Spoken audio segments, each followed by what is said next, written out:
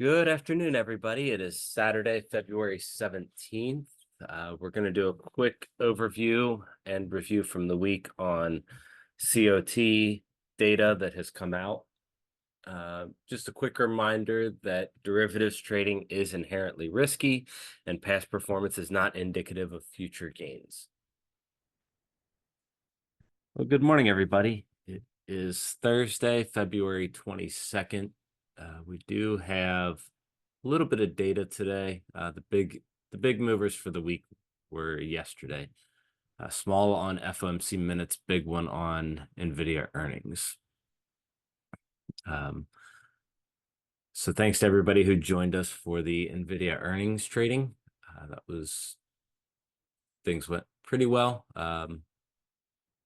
The afternoon session wasn't quite as eventful as I would have liked. Market didn't move as much as we had thought, but that's why we have our risk parameters in place, so we know to stay safe. Today, the biggest things to watch for on the catalyst side, Dave, I know you trade oil, so we've got crude inventories at 11. So right before Euro close, just be aware of that we normally get some bigger moves and swings. I'm just trying to get the rest of my crude chart put together at the moment. So I'll post these charts too in the rooms. This is what I have for crude for the day. I'll post these in the professional room. And you guys can always access them here. Crude, we're kind of range bound between 78.41 and 76.95. Now that all contracts have rolled over, things get a little easier to see. Upper end, we're again still longer term looking for 82 to 84. Right now, 79.5 is probably where we'll stall out if we get any type of push today. If we do come down on crude, I will look for, these would be my ideal trade levels for kind of rotation. And if we break out, I would look for a long up here. I am definitely more long biased, so I'm not going to trade a short down here. My short would either be rotational short or potentially at the very peak. Focus more on longs today based on all of our structure. Other catalysts that we have today for the rest of these, ECB minutes just came out. I haven't gone through what they said on those, but we have unemployment coming, jobless claims at 8:30, PMI at 9:45. Those are going to be the bigger ones tomorrow. We don't really have any catalysts, which is kind of nice. Should have a easier moving day. And again, this morning, if you guys want to hop on mic, feel free. Yes, Mehdi, I will. Let me do that really quick for you, just so I don't forget. Now, there are some different things in this, just so you know, things I'm working on. So on this planner, there might be things we haven't gone over yet.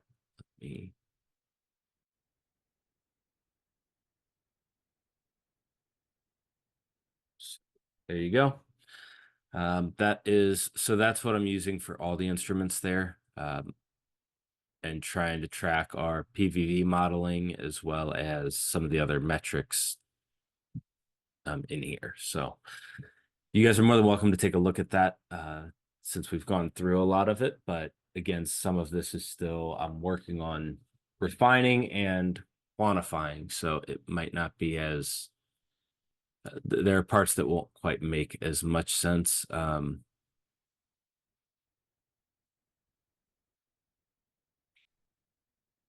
I will just really briefly, though, try to show for today. So we've talked about this. Just remember, we have price now kind of flat or stagnant where when we look at our terms and durations, volume is increasing, has been the last few days. Volatility beginning to decrease. We can watch how that plays out here, but that is going to be supportive in the markets. So that is something we've talked about, on the dip last week, why we would, and the bounce, why we would see more downside. Now we'll see how that shapes up over the next few days and how we can carry that through, either for looking at continuation or just a move back down. The 10-year, so kind of surprisingly, I would have, and NVIDIA doesn't have anything to do when it comes to yields. However, if the market is going to really rally, we should be seeing the 10-year pull back some, and the 2-year as well. These not doing that are setting up more for next FOMC to be more hawkish again. And again, remember, you have your levels, so you know where rate cuts or rate increases would get priced into the market. So same thing we saw as we broke out in the summer. We kind of peaked and the market, decelerated or decreased, and then market bottomed. And as this came down, the market rally began to accelerate. We've got our line here at 422. We've had this since we started talking about this on CPI. Big level to watch, as far as from a macro perspective, and then carrying that through into some of our trading. Start here. I'll start with RTY. Because I want to pay more attention to the NASDAQ and the Russell, or the NASDAQ and the ES when jobless claims come out. So RTY, our big level to watch is going to be, and I probably need to change this. Change this coloring to pink, because this is kind of our big pivot zones. And we talked about this. We talked about this when we were looking at the COT reports. So 2003 is going to be our big level to the downside on the Russell. 2021 is going to be our big level on the upside. Again, this is where we're likely to be more range bound. 1982 is going to be your lower line. And we almost got that yesterday. I was looking for that, as you guys know, to go long. We were talking and stopped, so I didn't take the long here. I was really waiting for my ideal level. Upside, if we go up today, if it starts trying to follow the rest of the market, 2044 is going to be probably around your top. But I would look more for one of these to give a better signal on the RTY for better trading. And again, we can put VWAP on to see, like, we came right up, and this level hasn't moved in like 3 or 4 trading days. This one has adjusted a couple points as you guys get the updated data that comes in, where the flows, really trigger. So, these are 2021 and 2001, 2002 are going to be your big pivots. So if you are trading the Russell, just, watch for those. If we go now to the NASDAQ, we had our lower levels yesterday. I've deleted a lot of those after the earnings. Came right up to our upper edge, and I've got my top marked at 143 right now.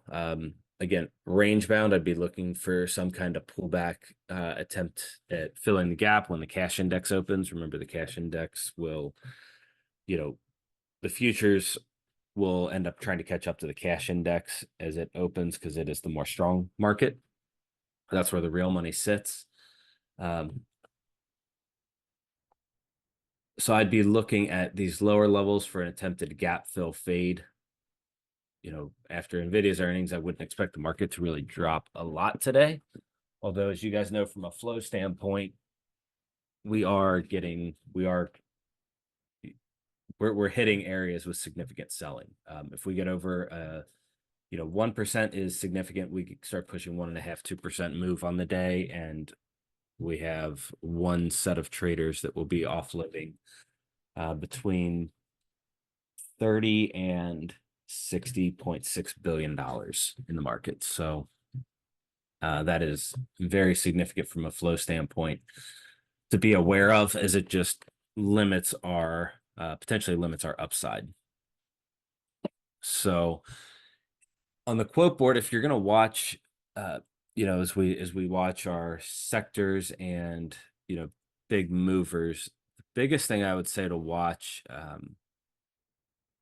in terms of quote board is market skew for market weighting. So if you start seeing the risk off or the risk on sentiments declining, so risk off increasing, risk on declining, but you see the Mag 7 or mainly Nvidia, Microsoft, Meta holding up, the AI plays, that's something where you really want to pay attention so you know where to look for when the market could turn. Otherwise, as of right now, early signs are showing everything kind of pushing. I'm just preparing for both scenarios at the moment. Our expected range today is, I think it's 38 to 45. Let me double check that. Yeah, 38 to 44.75 points on the ES. And so we'll get into those levels here shortly. But with the gap up on both of these, I would be looking for longs from down here. Shorts, let me look at the chart again. And I don't know, I know Raphael and Ilhan, you guys have been working on the NQ. I don't know if you have any different levels than me or anything there. But as you can see, and I'll post this just into the elite room here for you guys, since this is our proprietary study. But you can see on the NQ, we are getting to where it's going to be it could be extended. 18,015 is going to be, hard to get over. I'm looking at 1864 if we do, just as moves would change a little. But we're really getting to where that extension is not likely, at least based on current flow dynamics and the actual money that's in the market. One thing for our professional subscribers, and I don't know if this will get posted out for others, but there is inventory in the market. That is a true thing. I mean, that's how businesses work, whether it's a restaurant or a retail store. But the one thing that you don't see is in the futures market, you're always looking at what has happened, but you have to understand there are other markets where there are speculators and there is inventory sitting at prices that we have not traded. There is inventory sitting in areas that aren't visible just in the futures market. So that's where we're pulling some of this from. And so 18,015, I could put just a single line there. Again, that's going to move, but that's, this is likely to be very hard to get over. Although we've seen times where we can. The back end of that is, if we go middle, that's going to be around this 143 because the back end would be 296. This is why if we do push, this would be like my ideal short location today. I don't know that we're going to get that high. If we stay range bound later today, maybe this would be a short, although I'm expecting us to make some kind of push higher. I think our first move is going to be a lower pullback to find a long into. I see Dave typing. And if I miss any questions, feel free to hop on mic, or if you guys, somebody can just make sure I don't miss anything.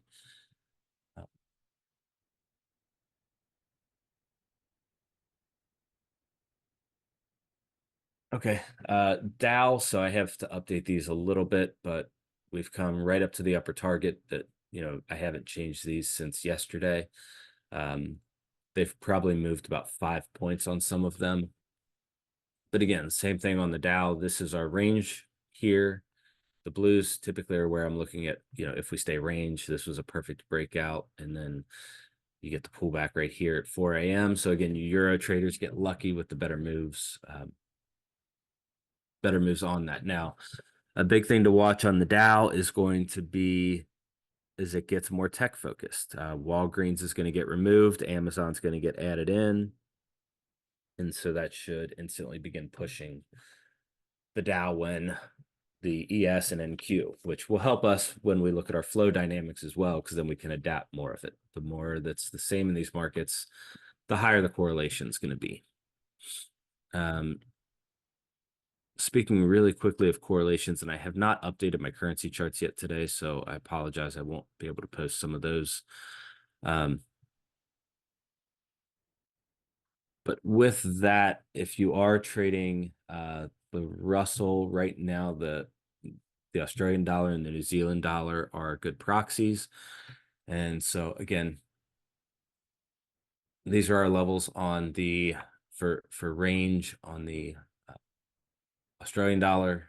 Again, I went long Monday here up to 658, and now bigger picture, we're going to look for a test of 663, but we can use this as a proxy for trading and looking at the signals that the RTY, because we are almost at a perfect one-to-one move on these. You see the yen. I know we've talked about that one as well.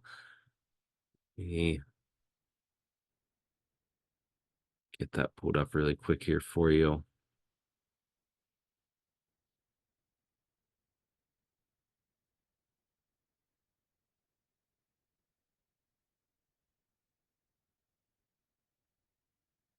So again, very big picture on the yen when we talked about it this weekend.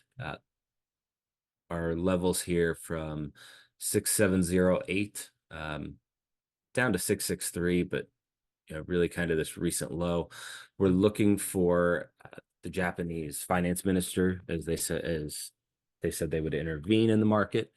Looking for that to show up and get outside of this 67085. As of right now, that's going to be your short location, kind of range bound until proven otherwise. But that's one of the things you can look for if you're going to trade the yen. Start looking for that level. If we break out, that tells you that that Japan is intervening. We should see some kind of bounce in the market as we did in October of last year, as well as October of 2023 or 2022, which set up for the whole carry trade for last year. So macro picture, that's what you're going to watch on the yen, because again, that's where a lot of the money sits. Dollar did break down yesterday for anybody watching, so now we got to watch 103.78 closely, because if we fail there, then the dollar will go down, and that will be more supportive for the equities. On I'll get to ES here in just a second. I'm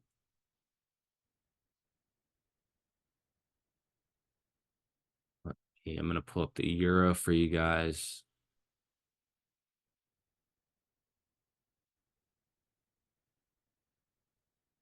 All right, so our euro, again, with the currencies, we don't have to update our levels quite as often, which helps. So these are still the same ones from yesterday.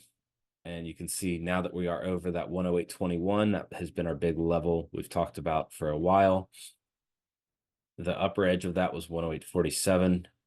Getting over that was a big move up to the 108.9.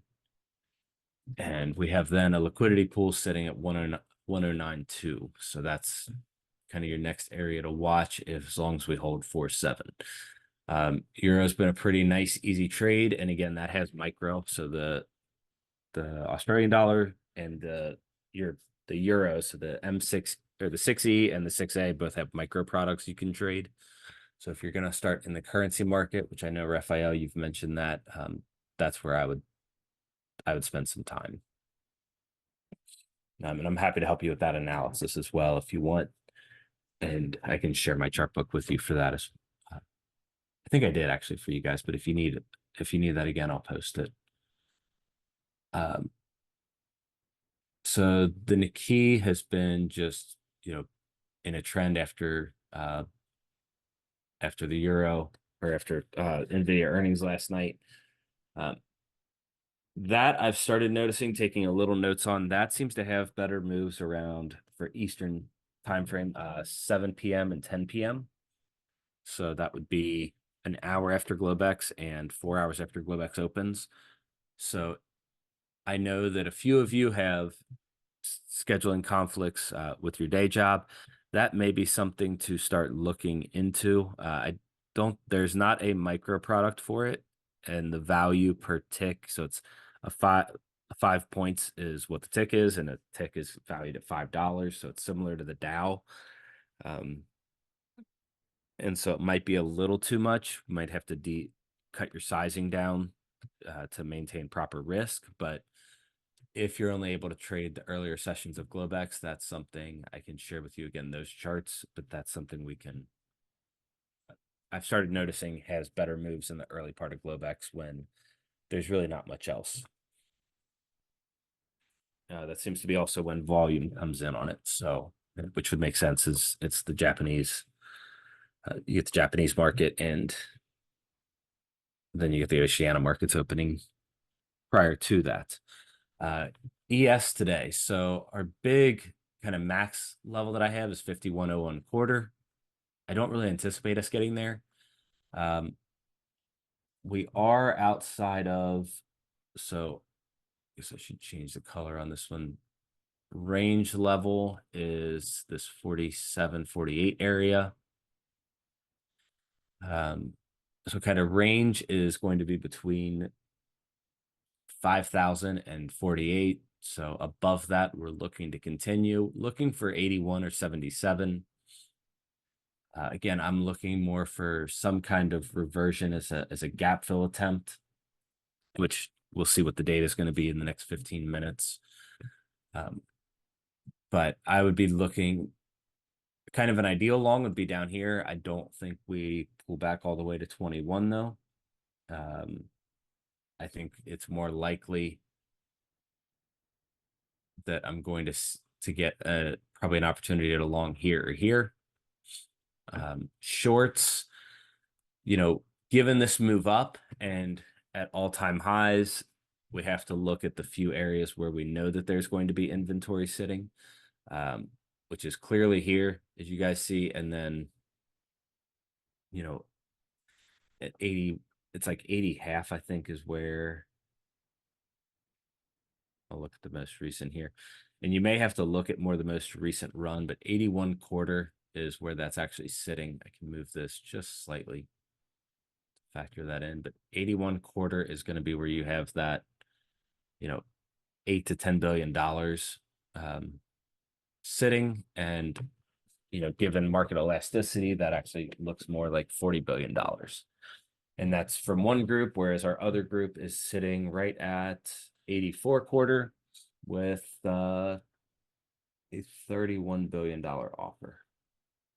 So I may extend this a little bit up to 84 just so I have a little more room here. But we know that there's, between two participants, there's about 70 plus billion in offers sitting here.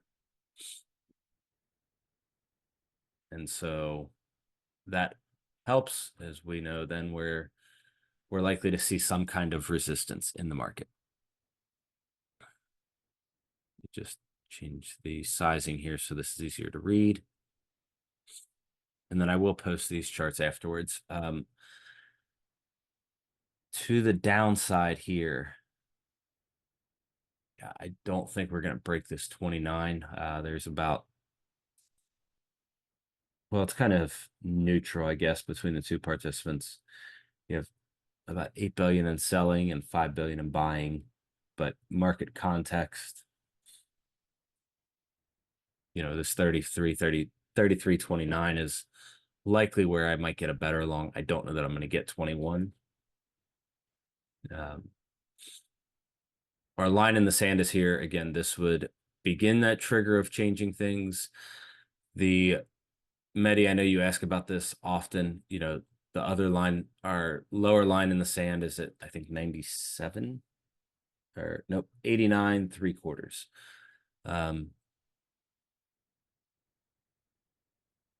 So for everything really to change, we need to get underneath here. Factor in kind of neutral between 90 and 17.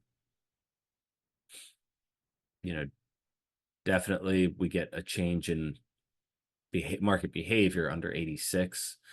Over 21 is a change in behavior. And then in here, more neutral, and I would default to the upper potential plan.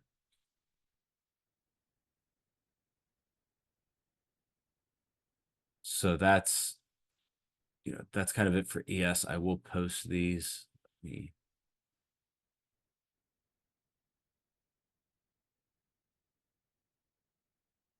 post the ES in the public room. And then professional, do NQ.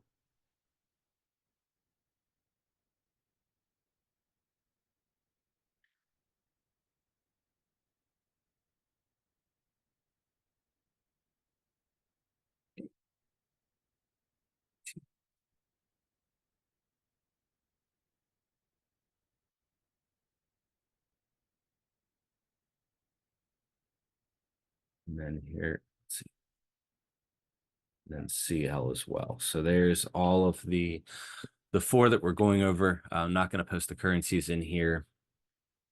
Now let's see. Yields rising, market is going up, a bit confusing. Not so, not necessarily. Where we are is, if you're talking longer term yields, and I'm going to try to get through this in just a couple minutes so we can focus on the data that's coming. But I like to think of the 10-year as economic gravity, the 2-year is Fed policy. So 10-year is telling us that rates are rising.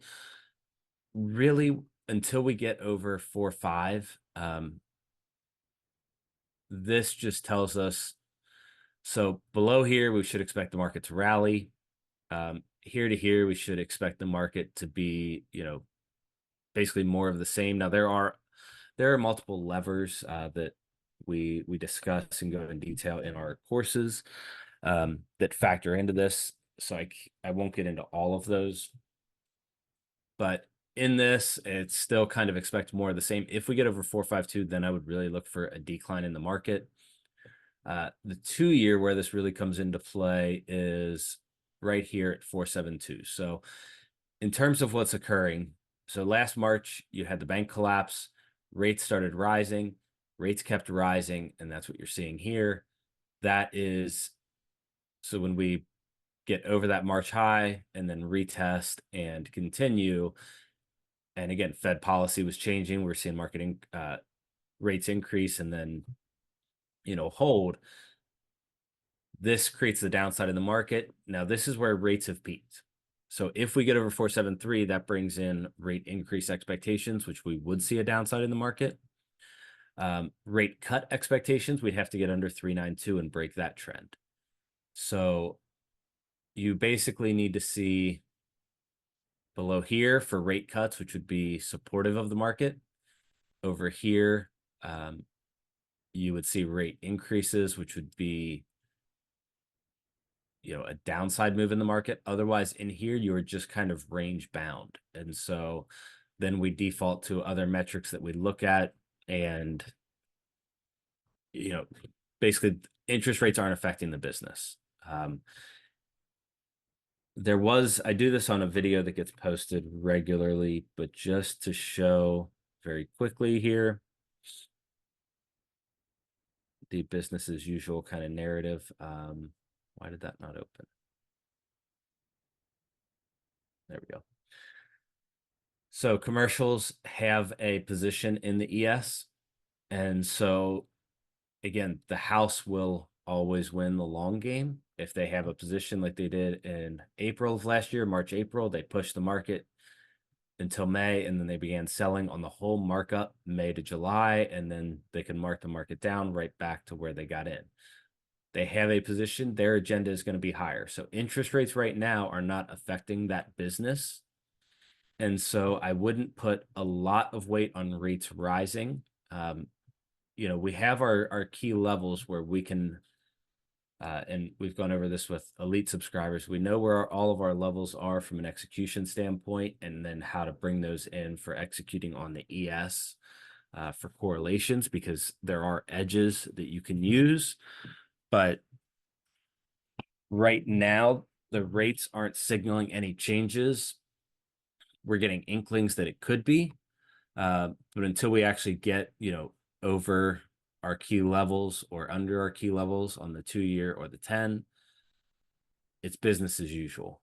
So don't look into those too much. Like, rising shouldn't matter until we get over and break out a trend. If that occurs on these, then that becomes a big headwind in the market. Otherwise, we can go up to 4 or 5 and nothing has materially changed.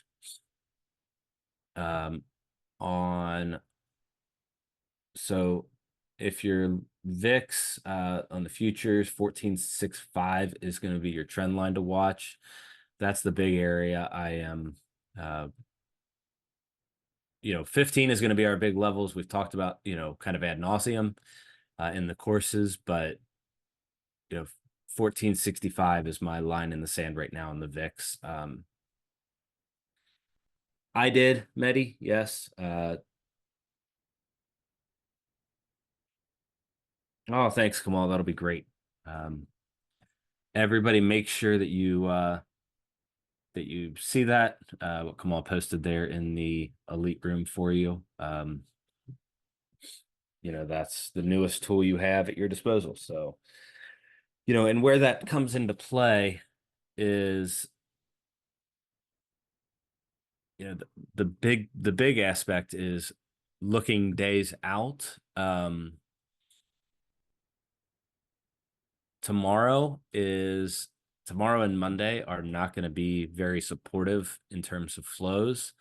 And so you need to get that mark up in the market, because if you're going to have more selling, you need the price higher if you're wanting to hold it up. If the commercials are wanting to sell higher and they know there's going to be competition, that's why you get this move after the market closed, because now they can drop it and sell on the way down, making all of their all their money. So we know that they actually have a position from the commercial side. We can identify the flows here that, tomorrow that's going to be pretty brutal if we stay flat and that's a $2 billion sale, because that means it's going to be 10 to 15, probably around 1%. And, we get to a 2% move, which we haven't seen in, I think it's like 260 trading days now, or 257. You're going to get closer to like 40+ billion in sales. And so that's either going to be big resistance or it's going to be fuel for the downside. So just to pay attention to. Now, as we're looking at the data here, I am going to focus on the euro, not so much the pound, although the pound is coming right down to where we'd look for an ideal long. We're going to look at the 6A, get the dollar pulled up here.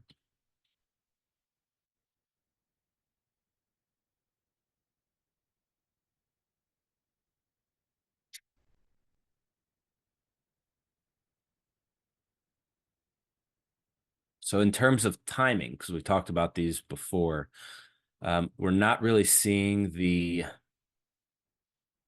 moves on we're not seeing the momentum telling us that a squeeze or liquidation is really strong enough yet, or has been going on long enough to give us too much of a signal. It's only been an hour, so we don't have quite as much information there to pull from. You see, I'm going to look at the Canadian dollar here as well.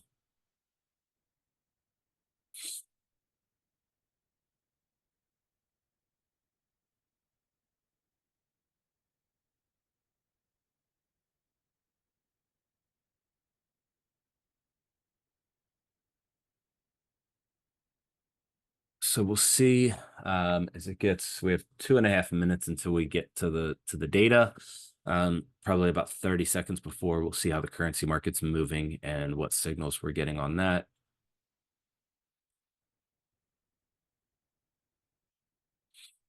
Again, your big line in the sand is 103.78 on the DX.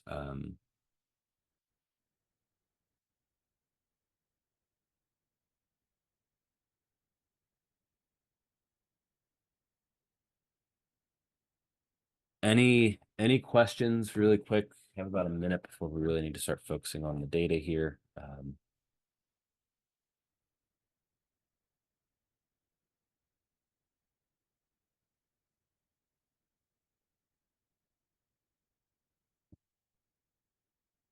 just want to give I don't know if you guys saw it, but Ilhan, really good job yesterday trading. Did very well in the NQ pre-earnings and then at the earnings. So really good job, man. Very happy to see your progress and see just how you're developing. I know it's been a long road, but really glad to see this starting to make sense for you. So Euro is right now testing our level right at 103.47.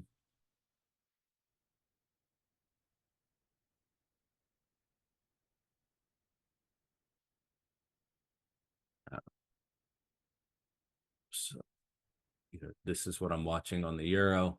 Came right down to the target. And again, this is kind of the upper edge of our pivot zone. And again, there is a micro product to trade on this. I don't see the signals yet, though, let me actually so I had the alerts turned off, but we started getting the signal for the long here, so we can watch that develop, especially as we head into this data. Looks like Euro should.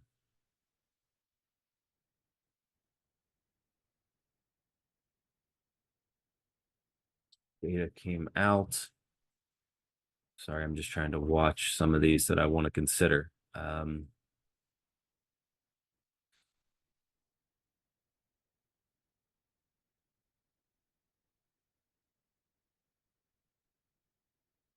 So dollar on that release held 103.80, so held our level. Now we're going to push back up to 104.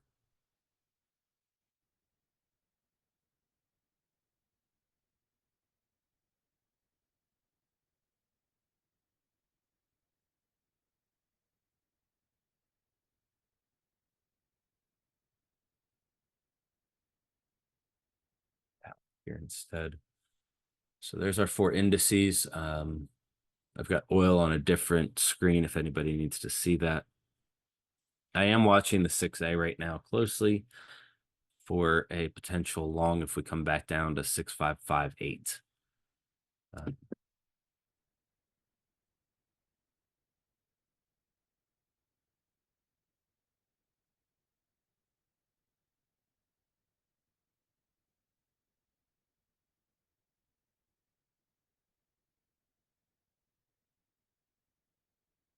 Not much movement at the moment. So dollar with a nice push.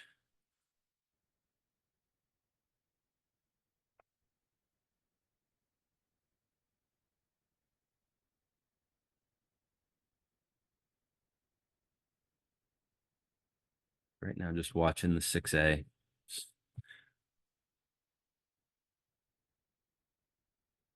And also watching oil because crude is at a tradable level. Now I'd prefer down here around 77, 76.95.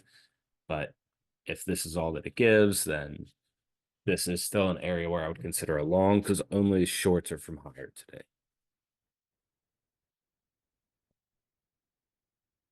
that kind of gives you everything I'm looking at today. We've posted the charts. What did the number come in at here for employment? Jobless claims came in at 201 versus 216. So they're going to say the job market is strong. Continuing claims fell as well. And so that's going to probably push the 2 and the 10 up a little bit. Yep. As people now bet on less chance of a rate cut, and a rate hike actually becomes a tail risk. Not next week, but 2 weeks from now, we actually get better data to trade. So I'll try to do some live sessions when we do ADP and NFP.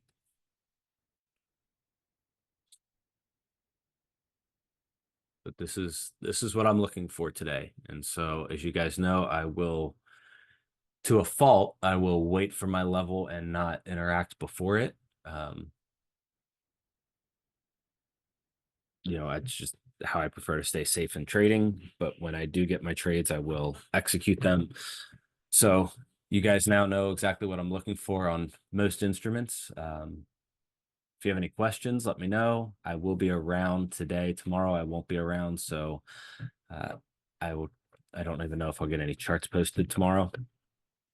But then for elite subscribers, if you want to do anything over the weekend, Sunday, I am available. So we can do a COT session and other reports if you'd like, or we can do, any reviews or analysis you want. So just let me know if you're interested in that, and then Steve can get a Zoom set up for us. But safe trading out there today, guys. Make sure to follow your process, stick to your plan, and don't get biased by comments from anybody else. We are around for questions, so tag Steve, myself, or anybody else if you want anything. So have a great day.